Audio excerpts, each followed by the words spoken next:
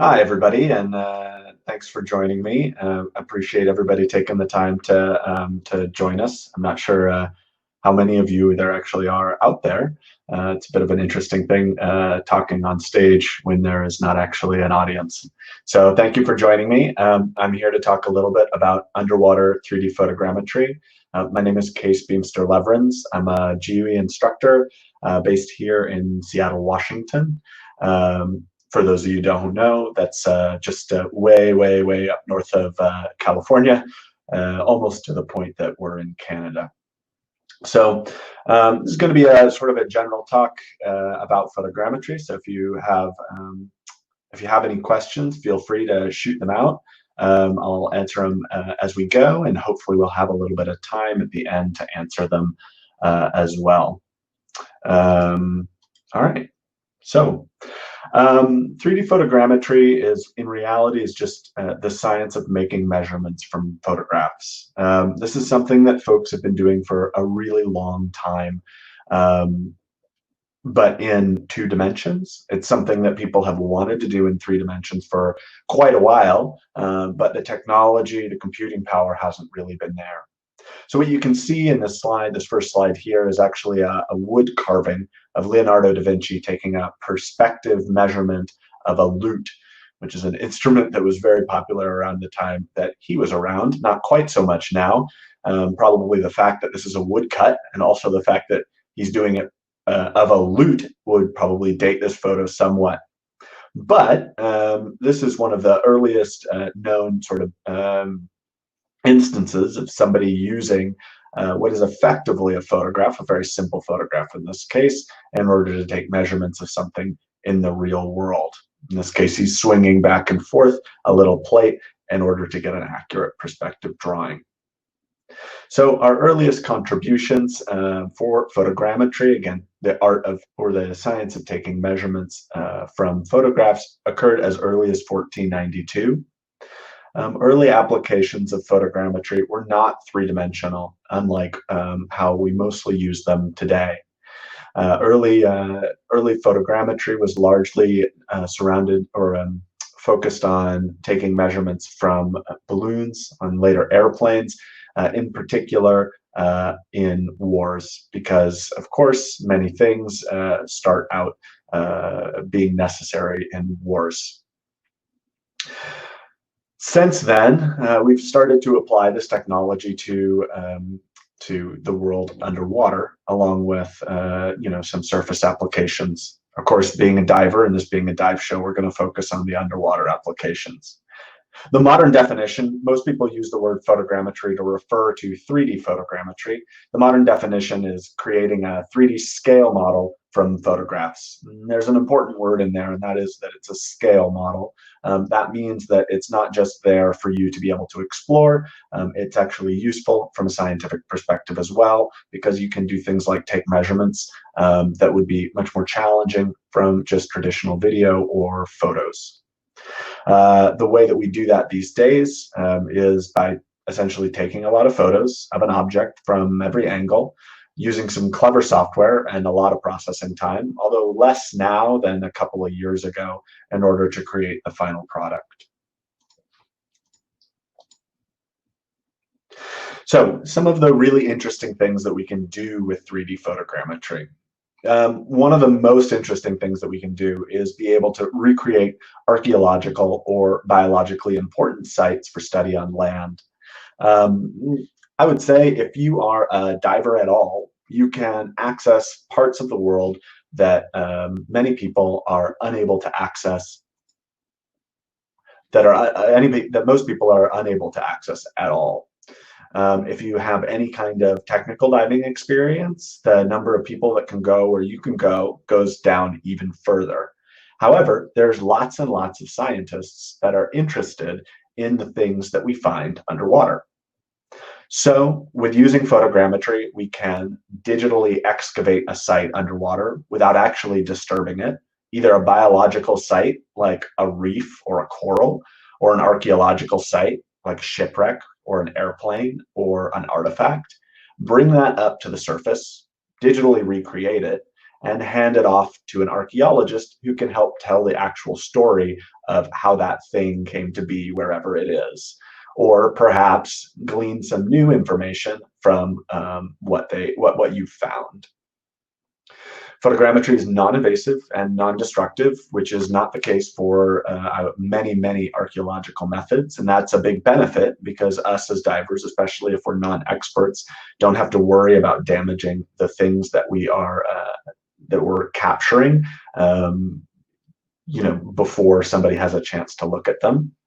And photogrammetry can easily be used to track conditions over time. This is something that we've been doing for a number of years by taking 3D models of interesting shipwrecks or airplanes or sites and then comparing them to similar models created down the road.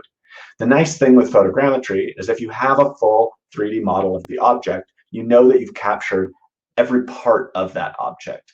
What that means is if a couple of years down the road something collapses or changes in a way that you're not that you weren't expecting, you can go back and check up on what has changed without necessarily having to know what you're interested in advance. That the fact that you've captured it in its entirety is incredibly powerful because people have a tendency to focus on the parts. Whenever they're documenting something, people have a tendency to focus on the parts that are most interesting to them. So on a ship, they might spend a lot of time taking pictures of anchors or of the rudder or of the superstructure, when in fact it may be the hull that collapses. Or in an airplane, people take pictures of the propellers more than anything else, as you can see here, when in reality it may be something completely different that you want to capture. In addition to being useful for archaeological methods or archaeological uses, photogrammetry is tremendously useful as a public outreach tool, especially in low visibility water or moderate visibility water, or even in really excellent visibility with an extremely large target. Photogrammetry can help somebody who can't actually visit a site figure out what it looks like without actually being there. I don't know about you, but oftentimes I find that it takes quite a while, several dives on a particular target to get a good sense of what that whole thing looks like. And photogrammetry can be used to accelerate that or to give that level of insight to somebody who otherwise might not be able to do it. Of course, the final advantage of photogrammetry is that ultimately 3D models look pretty cool. So who can make a photogrammetry model? Basically everybody. If you're a recreational diver, there's lots of stuff in the shallows that you can capture. If you're a technical diver, you may have the opportunity to scan something that other people can't get to. Non-divers can make photogrammetry models on the surface. Poor photographers or expert photographers can also make photogrammetry models, provided that they're given a little bit of input. In fact, poor photographers often make better photogrammetry models because they're not quite so worried about framing each photo. Photogrammetry relies on a lot of reasonable photos rather than one or two really excellent ones. And I've found that people that are really fantastic still photographers often take a little bit too much time when they're first starting off with photogrammetry. So you don't need to be an expert in order to make a 3D model. You can be a computer geek like myself if you want to try to make a model, but you don't have to. The bulk of the process is automated, and with a little bit of practice and a little bit of instruction, it's really pretty straightforward to make happen. So what we do in order to create one of these models, we capture first hundreds or sometimes thousands of photos, depending on the visibility and depending on the target. We aim to have each photo overlap the previous photo by about 80%. And we want to take images from every single angle because anything that isn't in one of these photos is not going to be rendered into the final 3D model. We're trying for total coverage and really good lighting in each photo. That doesn't mean dramatic lighting. It means more even and constant lighting because anything that is dark sort of doesn't count. Because in reality, what we're doing is we're using a camera as a data capturing tool.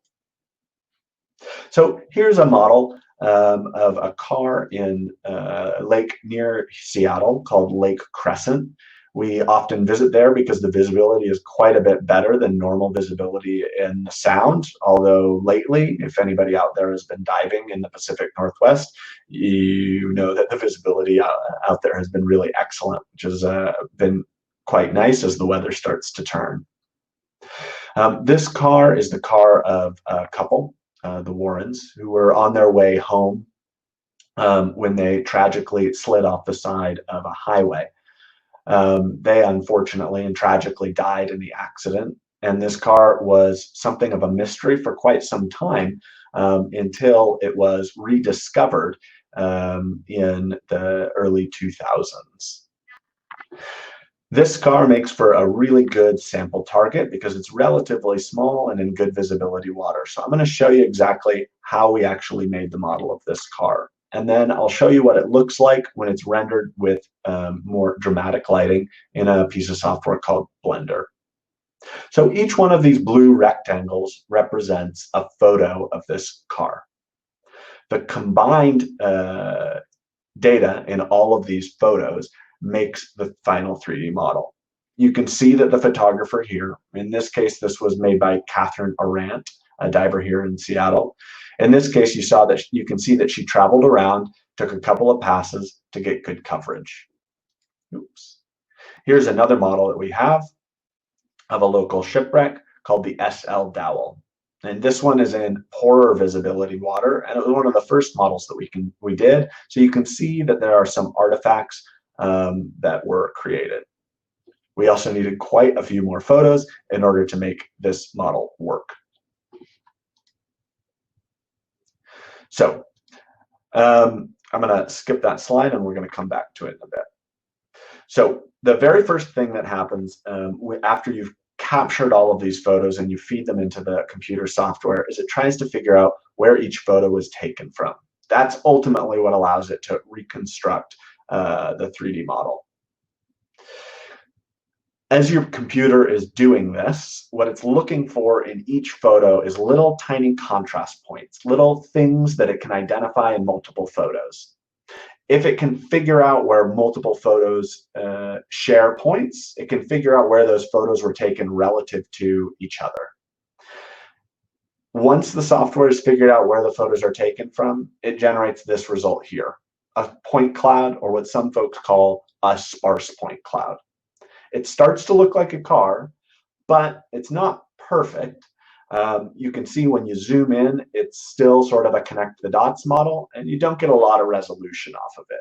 But each one of these points is in reality just sort of a calibration point that the software has used in order to figure out where the photos were taken from. The next step is to add in more data from the points in each photo that were not actually used to figure out where they were taken from, and that generates a dense cloud. The dense point cloud starts to look quite a bit better, but still suffers from the same issue that the sparse point cloud has. That is, if you zoom in, you realize it's still just a connect the dots model. So there's a limited amount of resolution that you can get out of it, and it's difficult to do a 3D print of this or add lighting because you can't 3D print a bunch of dots in space. You can't light accurately a bunch of dots in space. So the next step is to play connect the dots. Then we create what's called a mesh.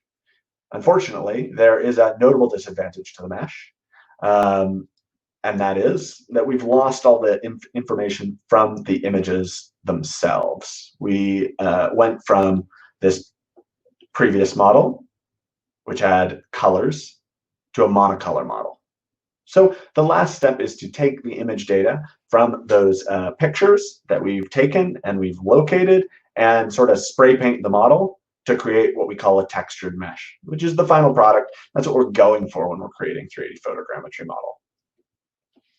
Now what we can do with that final mesh is render it into a video, 3D print it, share it with the public, with our friends, and here's an example of what we did there.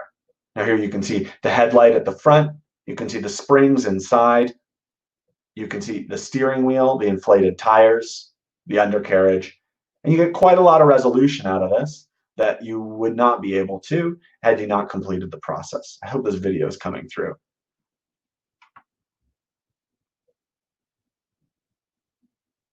So that's a pretty simple model, very doable, a little bit on the deeper side. We're going to look back in here. On the left-hand side, you can see parts of the steering wheel. If you look very closely, you might be able to see the speedometer right there. And of course the springs. And we'll do another quick sweep over the top.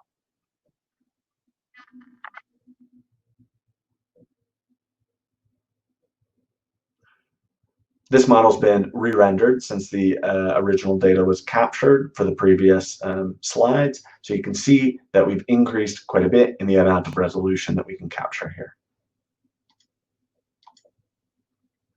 So a number of the things that we can do with a 3D model. Of course, we talked a little bit about archaeology.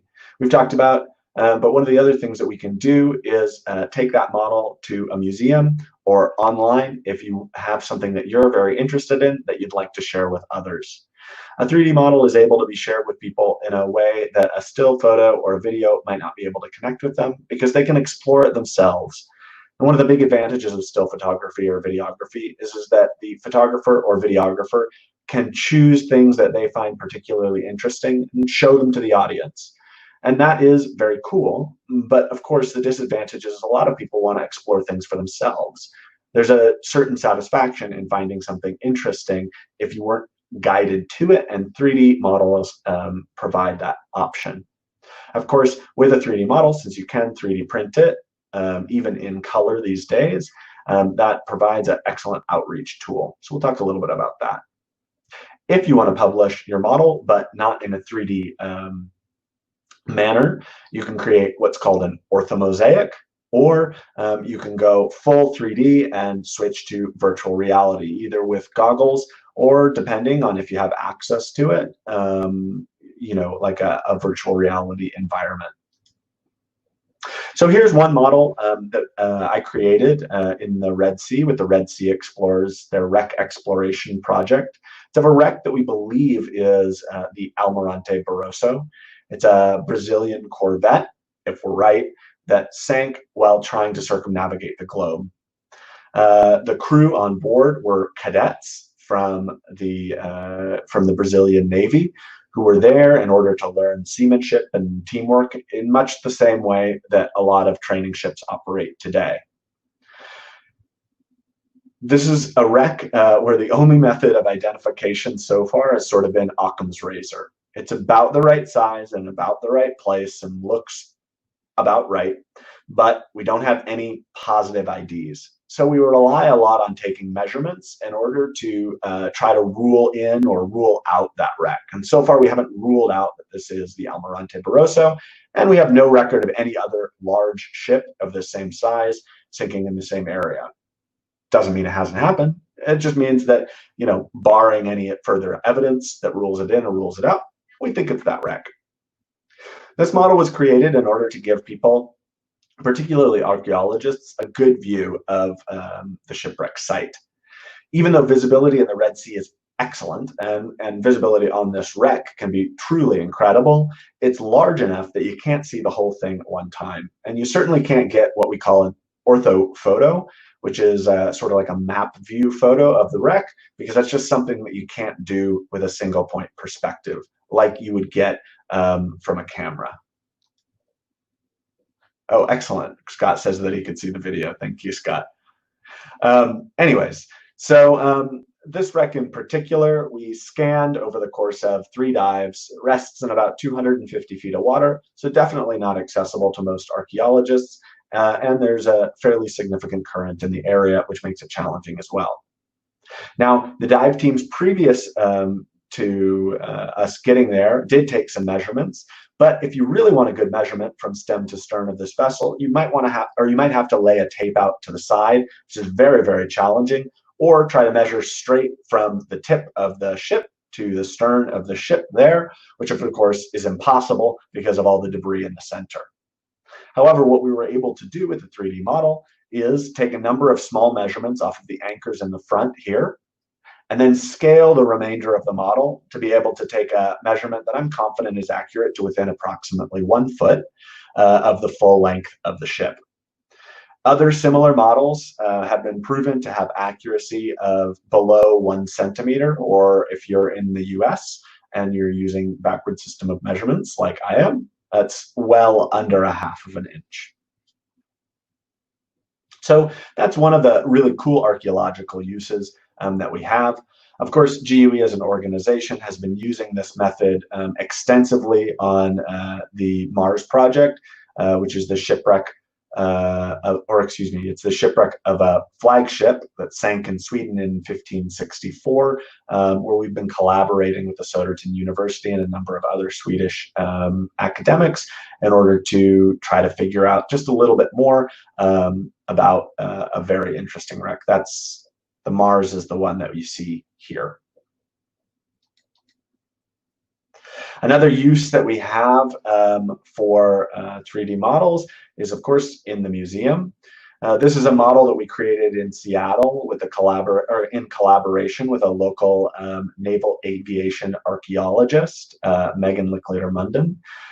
She and I have a really great working relationship, and the first thing that she did when she found out we were doing photogrammetry here in Seattle was ask if we could make a model of this airplane. It's a flying boat, it's upside down, and the wings are buried in the sediment. Lake Washington is not terribly conducive to anything photographic or photogrammetry at all, so it's a bit of a struggle to make the model work, and that's why you don't see a lot of the ground around the object, just the object itself. This particular airplane has been, they've attempted to recover it a number of different times. That's actually how the tail ended up breaking off. That's on the right-hand side of the video now. And if you ask where the tail went, well, it went into the video on the left-hand side. This particular airplane was not particularly well preserved. They made over 1,500 of them in World War II in order to fill the role that helicopters fill today. Another similar airplane, the PBY Catalina, you may be familiar with, but the PBY Catalina had one notable difference, and that's it was largely produced in amphibious models. It could land on the ground or in the sea, whereas almost all PBM mariners could only land in the water. And because of that reason, because you, in order to keep a PBM Mariner around, you have to have a dock, most of them were scrapped. There's only one intact airplane, in fact, in the Pima Air Museum, and just a handful of known underwater examples that survive to this day. So creating a model of this and bringing it to the surface, in that way, we were able to put the model digitally excavated next to the other artifacts that were pulled up from it so that members of the public could get a good sense of what this looks like.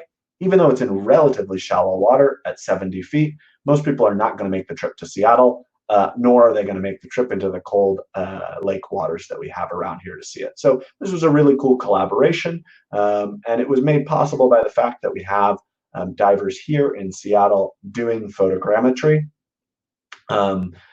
Nobody came to us and said, would you do photogrammetry? We started doing it, and then there were interested parties. So if you have any interest in getting sort of linking your diving up with folks that are interested, this can be a really great way of making yourself interesting to people who have interests in things that are underwater. It's something that I find very rewarding. Another thing that you can do with photogrammetry from the model is create an ortho mosaic. And an ortho mosaic is a lot like a photo mosaic. The major difference is that perspective is completely eliminated, and you don't have to spend any time manually aligning photos, say in Photoshop. The software will do it for you. The cool thing is if you've taken really nice photos, you can actually create an enormous photo like this one of Le Polynesian, which is a shipwreck in Malta. This particular model was created by John Kendall, who'll be talking on a similar topic here in not too long. Now, to give you a good sense of how high resolution this ortho photo is, we're going to zoom in a little bit. This is a 450-foot long wreck. 450 feet is, let's see, 450 feet is about 140 meters. So let's zoom in, and we zoom in, and we zoom in, and you can see that this wreck, this enormous 450 or 140 meter long wreck, has been scanned with a detail enough on the ortho photo to see a single plate, and not just a white dot of a plate, but a whole round plate. You can even see it's got a little bit of a shadow on the right hand side. I think that's pretty cool. If somebody was interested in this particular wreck site, maybe even down the road, they'd be able to come back and get a good sense of where everything lay on the wreck. Finally, virtual reality is an incredible tool. Virtual reality goggles are the most accessible, but probably the least dramatic for a presentation like this one. So I wanted to show you something else that GUE divers have been working on, which is the scanning of an archaeological site found in the caves of Mexico. This sort of dome is probably about the closest thing that anybody's going to get to a holodeck in Star Trek. And what it allows people to do is virtually visit the cave, even if they're not divers at all, or if they are divers but not cave divers, they can enjoy it too. Of course, the person in this photo is Beto, who helped find and create a lot of the media for from this project. So he's been there himself, but he's still enjoying the fact that he doesn't have to be underwater to do it. So this is a technique that we've been using quite a bit over the course of a number of years. So I just wanted to share a couple of the models that people have done. We've got HMS Stubborn. That's a not completely processed model that John did. We can do this with reef monitoring. That's been done quite a bit in Bonaire by the Coral Restoration Foundation down there. We've been using it in Seattle to monitor wrecks in the lake and in the Puget Sound. We've used it in Croatia. Folks from GUE have used it in North Carolina on the Battle of the Atlantic and so on. So it's a really useful tool, and I'd encourage you to give it a shot yourself. I think you'd be pleasantly surprised with how easy it is to get started. Although with most things that are worthwhile, it is extremely easy to get started, but challenging to master. So I've got about 4 minutes left, and if there's anybody out there that has any questions they'd like me to answer, I'd be happy to answer them.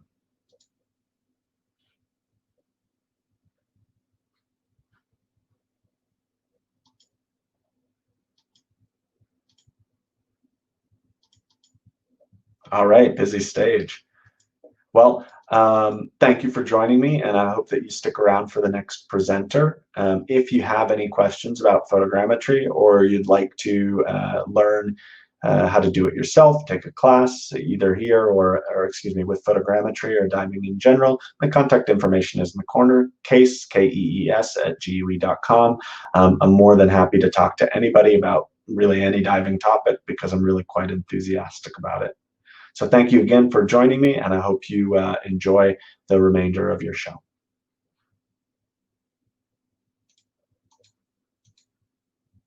Oh, sorry. John McKeenan, can you use a video feed to do the same thing? Yes, actually, John, you can. So if you do a video, what you'll need to do is you'll need to pull stills out of the video, which is a very, it's not a terribly difficult process. In fact, the software that we use is called Agisoft Metashape.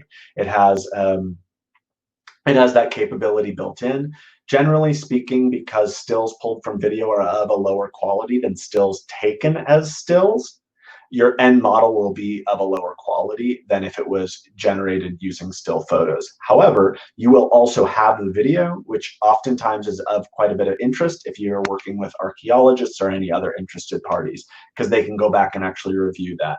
So when deciding to make a model out of stills or video, it's a little bit of a balancing act. Jennifer, the software package that most underwater or most divers are using for photogrammetry is called Agisoft Metashape. There are a number of other software packages for use on the surface, but most of them don't work quite as well underwater because they're optimized for surface stuff. And thank you, Juliet. I'm glad that you enjoyed it. Scott asking, is it possible to combine geophys with photogrammetry? I'm not 100% sure what you mean there. Do you mean like geolocation?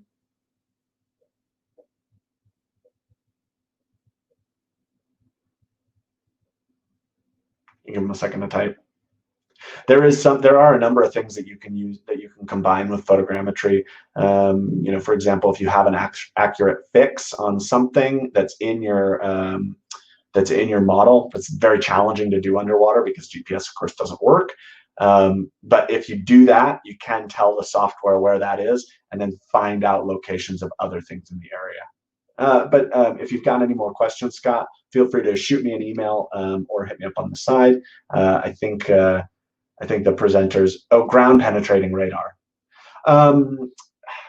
Theoretically, yes, but in practice, no. There's many things that I'd like to do underwater, for example, LiDAR, that are just not practical because they're either very, very expensive or they lack underwater housings. So I think that would be possible, but is very challenging. What some people have done is they've combined like multi-beam scans or other sonar techniques and overlaid that with photogrammetry to get extra details on interesting areas, and that can be really a powerful technique, especially if the target that you're working with is extremely large. All right, well, I think I'm out of time, so I'm glad that there are actually some folks in the audience. I'm glad that you seems to have enjoyed my presentation, and I'll hand it back over to Boris to give it to the next presenter. Thank you, Boris, and thank you to the audience. Thank you. That was really awesome. I learned a lot, and when you said LiDAR, next time just take your new iPhone down there, eh? Oh, yeah, exactly. No, give it a shot. All right, thanks for that.